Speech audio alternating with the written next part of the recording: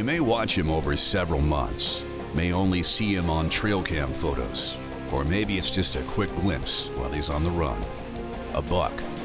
That buck is the one you can identify in your sleep. But just how easy is it to target one particular buck?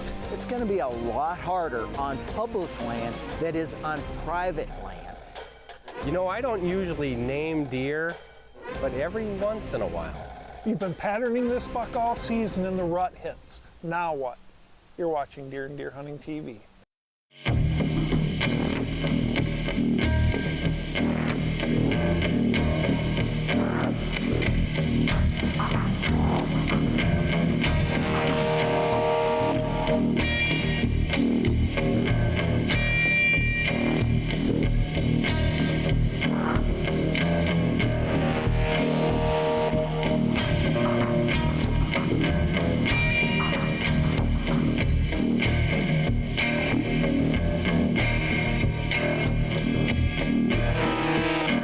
I'm Steve Bartella. I'm Gordy Cron.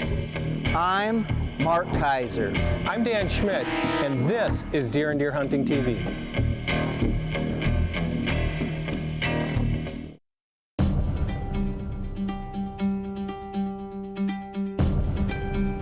If you are a deer hunter, you've probably, at least in the last 10 years, seen a buck in the wild that you or someone in your party has named.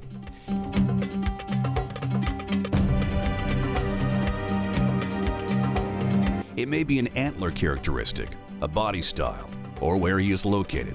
But the names we give our bucks add to the hunt. Targeting a certain buck. Should you do it? Do you want to do it? It's really popular these days. You see people naming deer, going after individual deer. Why do they do that? In most cases, it's all about management. When you want to manage a property, especially larger properties or cooperatives, people will name deer just for the fact that they can keep tabs if they're talking about the same deer. Rather than talking about the big 8-pointer, they might give that 8-pointer a name. If you really want to become a better whitetail hunter, then you should maybe try sometime. But if you just enjoy whitetail hunting, then targeting a specific buck, hey, it can make you very frustrated. There isn't a topic that's more misunderstood and wildly exaggerated in this industry than patterning bucks. Why? Because if I sit here and I pretend that I knew where that buck was bedded, I knew where he was traveling, I knew where he was feeding, if I know all that stuff, man, don't I ever look smart, because you guys don't know all that. Guess what? Neither do I. People go on about the detail like this simply to make themselves look so much smarter than they really are. The reality of patterning a buck is really nothing more than finding one kink in his armor, one tendency that he repeats. Not every day, not multiple times a day, but it is a repeatable tendency that we can take advantage of. Now, why would you target a specific buck? Well, the first reason is obvious. He has giant antlers. He's the jumbo buck that you've always dreamed of putting on your wall. The second reason you might want to target a specific whitetail is the fact that he's maybe a bully and he's pushing other deer around. He maybe doesn't have the genetic makeup that you want. You don't want him breeding all the does on your hunting property and spreading those genes to a deer that's maybe just a 4x4 in character, or even a 3x3. You're looking for something a little better, a 5x5. So removing that bully of a buck, spreading bad genes, it's a good answer to your management problem. A big misnomer is that targeting specific deer is only for the elite privileged, only for the people who own land or who have access to private property. Not the case. I grew up hunting public land, did it for 30 years, and there's a lot of guys. John Eberhard is one. Steve Bartilla has cut his teeth on hunting public land. You can target individual deer off of public land, but when you're targeting them off of public land, you're not targeting them off of taking them out of the deer herd because they're the bully, they're the big mature buck. You're targeting them because it's probably the best buck on that land that you have to hunt. But absolutely, if you use cameras right, if you can't use cameras on public land, you're afraid about them getting stolen, you can still scout that the old-fashioned way and target an individual buck just like you would anywhere else. Deer and Deer Hunting is brought to you by Hornady, accurate, deadly, dependable. Mossberg, built rugged, proudly American. Nikon, the next generation in hunting optics. Cuddyback, more deer, fewer blanks. And by Scent Killer Gold with Hunt Dry technology. Apply, dry it, and go hunt. Coming up next. White belly. White belly. I said yes. This is Deer and Deer Hunting TV. This segment of Deer and Deer Hunting is brought to you by Mathews.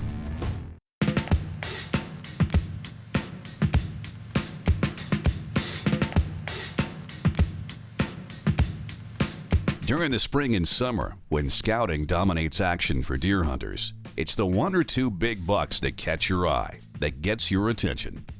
Even though the optimism of September can wane into the later months, the adrenaline of targeting a certain buck can weigh on your patience, but if fulfilled, is a memory unlike any other. Targeting a specific buck depends on a few different factors. First of all, how much time do you have?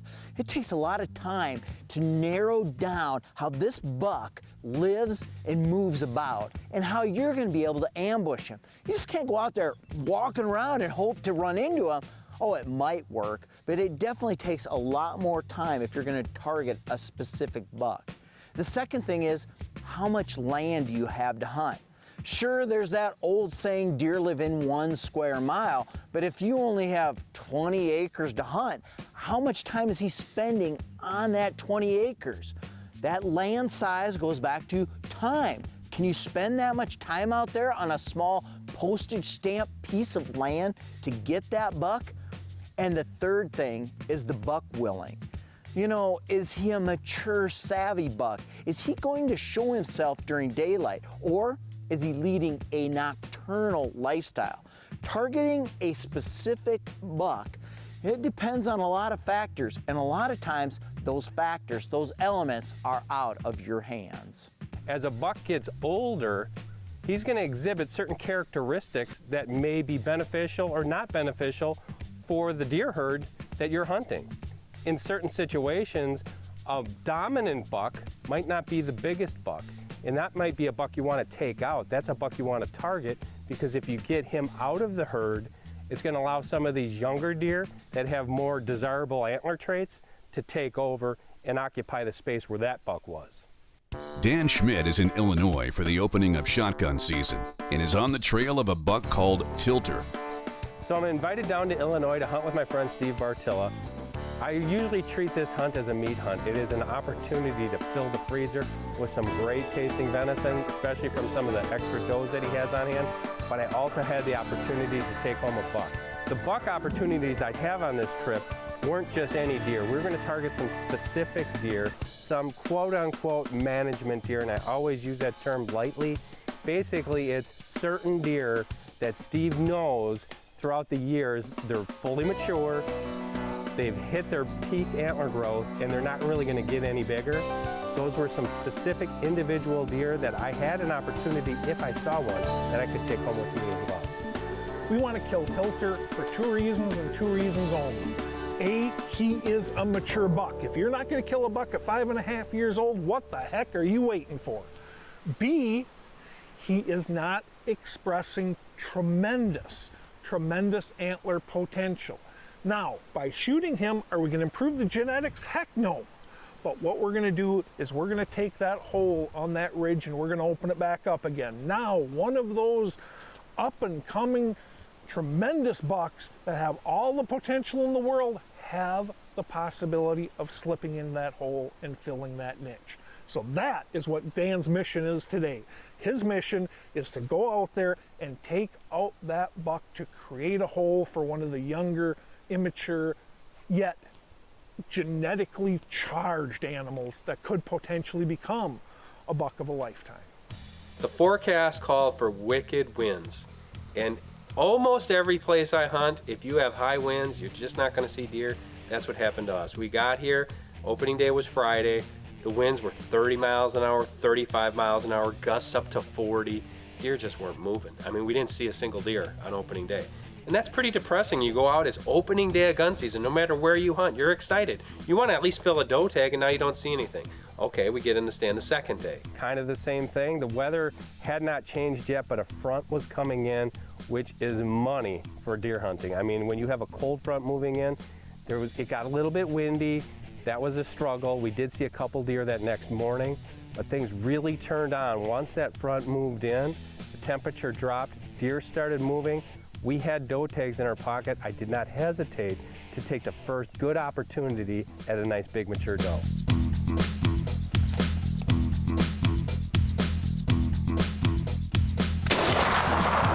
I got her. I got her. I got her. Stand right there. She's going. And she is down. She's down right there. We did it. We did it. Big. Look at this. Do you not love that? Oh, there, white belly. White belly. I see it. Yes. Yes.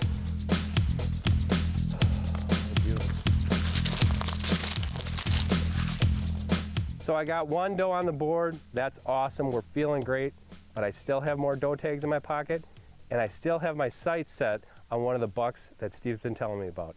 This is Deer and Deer Hunting TV.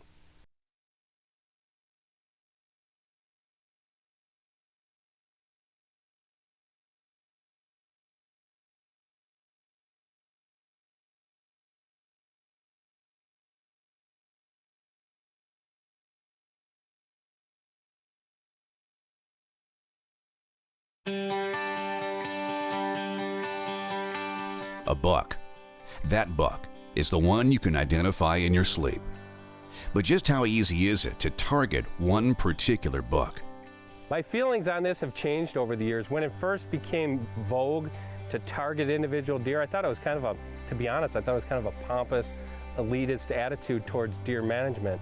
The more I learn about it, the more I understand that we have become really efficient private land deer managers, that we can actually do that and target an individual deer. That can take, it's not for everyone, but it can take your deer hunting experience to another level. Dan Schmidt is in Illinois for the opening of shotgun season and is on the trail of a buck called Tilter. This is the buck you are trying to kill. Because I have such a great long history with Tilter, I was able to show Dan picture after picture after picture, video clip after video clip of this deer. The reason why he called him Tilter was simple. He had a rack that kind of tilted forward, just a really nice 8-pointer. He had the makings of some G4s on the end, but that's all he really was in his life, was a really nice 8-pointer. So we had high hopes, and we headed for a hay bale blind right on the cusp of Tilter's range. So we get set up in the blind, and we're expecting action pretty quick. That front's moving through, these deer are still feeding. It's right on the tail end of the rut. The rut's pretty much over, but we're figuring, you know, that's gonna be a good thing. These does are gonna be out. The ones that have been bred should be out and moving about. Sure enough, out of nowhere, here comes a doe, pretty nice sized doe too. I said, hey, I got another doe tag. I'm not gonna hesitate, it's really early. We're gonna try to take this one on as well. I no sooner get set up and get prepared for that, I see a flash out of the corner of my eye right behind the doe. Hang on, let's hold the phone here. I look up, oh, it's a buck, it's a good buck. Let's put up my Nikons, put them up. I immediately said, it's Tilter. And he makes a beeline across the field. And I knew it was gonna have to happen fast. We have to get set up on him and stop him because he's not stopping on his own. Okay, so we're in this blind. It's impossible to film in there. You know, you got 1 or 2 little windows, and if that buck shows up in one window, he might walk right through it and be out of it. That's what happened to us. I got set up. This buck was almost in the creek bottom. I had to bleed him to stop. I took the shot. I got it. We just missed getting it on film, but the shot felt really good. It happens just that fast, you know. Obviously, we didn't get the impact, but now, you know, my heart's racing. The fun begins because it felt really good. I think I have a deer on the ground, but I'm very conservative. I'm never 100% sure until I have my hands on him. Now I get a text. I just shot Tilter. I'll tell you what, I'm happy, but at the same time, I'm a little anxious. I'm a little anxious because asking somebody to look at a deer and identify it just like that, that's a big ask. That is a big ask, particularly for people that don't do this every single day of their life like I'm lucky enough to do. You know, how many people are, realistically, how many people out in the hunting world have to sit there and decide exactly how old is that deer? Do I recognize that deer? Is he a deer I want to shoot? Is he a deer I don't want to shoot? That's not hunting for 99.9% of the people out there, and it shouldn't be.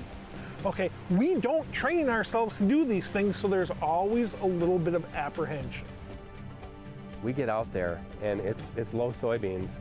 They're all dried up. It should be perfect for soaking up any kind of blood, at least that you can see something. We don't find a drop of blood. No big deal, don't get too excited yet, but you know how that it creeps into you. There's a little bit of uncertainty. You know, was I on them? Did I squeeze off that shot correctly? Always go with that gut instinct, and my gut instinct was telling me when I squeezed that trigger, I saw that deer hump up and he took off. I thought I made a great shot. I'll be honest with you, when he said he shot Tilter, I was pretty sure he did. The catch was he didn't see him go down and he wasn't sure how good of a shot he put on it. That was what I was anxious about. Steve circles through the creek bottom and pops out behind me with Abby Hayner, our camera person, and they're standing in the field. And I'm about 10 yards into the creek bottom, and I'm like, what are they doing over there? Sure enough, I get about even with Dan. There he is laying right there. I happen to know that Abby, the camera girl on the job, who's a tremendous camera girl, was caught in a situation where she couldn't get the kill shot on tape. I know I'm gonna go talk to Abby because they're separated looking for blood. I'm gonna go talk to Abby. I'm going to explain to her that the deer is laying here, but that we have to get Dan's natural reaction to finding this deer. That is the priceless part of this entire hunt, is Dan losing his snot. So they start approaching me. Now this adds even more to the story. I looked in the creek bottom and I see a perfectly bleached white deer rack. Obviously that's been there for a long time. I'm like, holy cow. Well, in Illinois you can't pick them up, but I wanted to go take a look at it. Dan's beelining for that skull. This can't happen because it's right next to the buck. And we have none of this on film, so I'm, Dan. And I'm gonna go pick up that skull and I hear Steve, Dan, stop. And I'm like, yeah, you know, hang on 1 second. I wanna go check out this deer skull. So now I am, Dan, yelling to get him to get over here now.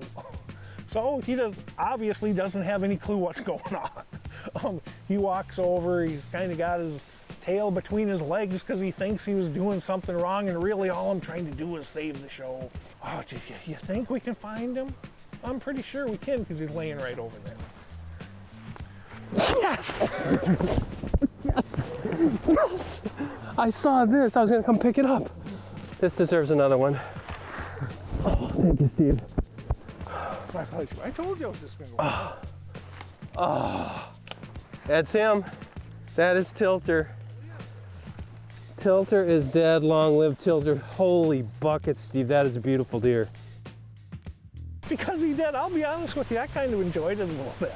And his reaction, hey, it is vintage Dan Schmidt. It does not get any better or more real than that. And you know what?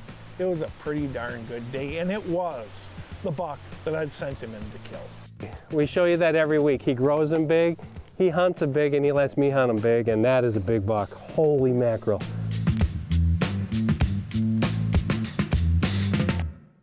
Coming up next, We're all trying to find more time, especially hunting time. this is Deer and Deer Hunting TV.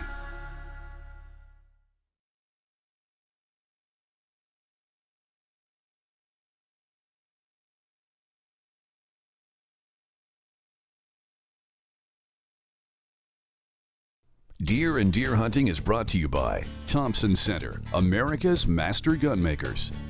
Analogics, protect your herd with the power of science. And by 10-Point Crossbow Technologies. There is no substitute.